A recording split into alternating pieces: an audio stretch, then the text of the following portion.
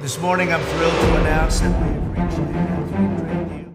মার্কিন president Donald Trump Greenland দখলের দাবিকে আরও জোরালো করে একে যুক্তরাষ্ট্রের জন্য একটি অপরিহার্য জাতীয় নিরাপত্তা অধিকার হিসেবে বর্ণনা করেছেন।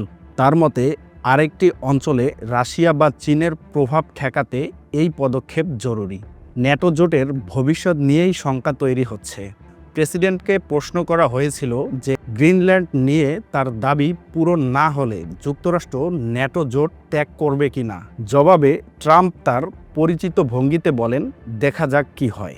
তিনি সরাসরি ন্যাটো ছাড়ার সম্ভাবনাকে উড়িয়ে দেননি।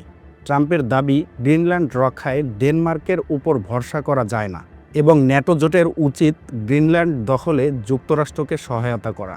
অর্থনৈতিক ও সামরিক হুমকির সমন্বয়ে ট্রাম্প প্রশাসন এই লক্ষ্য অর্জনে কঠোর অবস্থানের ইঙ্গিত দিয়েছেন। যেসব দেশ গ্রিনল্যান্ড দখলে যুক্তরাষ্ট্রের বিরোধিতা করবে তাদের উপর নতুন করে বাণিজ্য শুল্ক আরোপ করা হতে পারে এবং হোয়াইট হাউস গ্রিনল্যান্ড নিয়ন্ত্রণে শক্তি প্রয়োগের সম্ভাবনাও পুরোপুরি নাকচ করে দেন। আন্তর্জাতিক প্রতিক্রিয়া, ডেনমার্ক ও গ্রিনল্যান্ড উভয় সরকারই এই প্রস্তাব সরাসরি প্রত্যাখ্যান করেছেন। ডেনমার্কের প্রধানমন্ত্রী মেটে ফ্রেডেরিকসেন সতর্ক করে বলেছেন, কোনো ন্যাটো মিত্রের ওপর সামরিক আক্রমণ চালানো হলে তা হবে এই জোটের সমাপ্তি। অন্যদিকে ইউরোপীয় দেশগুলোও অবস্থান একই রকম।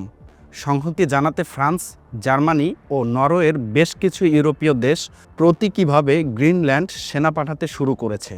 তারা ডেনমার্কের সার্বভৌমত্বের প্রতি সমর্থন জানিয়েছে।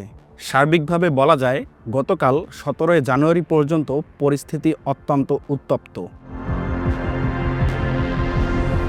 এদিকে মার্কিন প্রতিনিধি দল ডেনমার্কের সাথে আলোচনার মাধ্যমে উত্তেজনা কমানোর চেষ্টা করছে।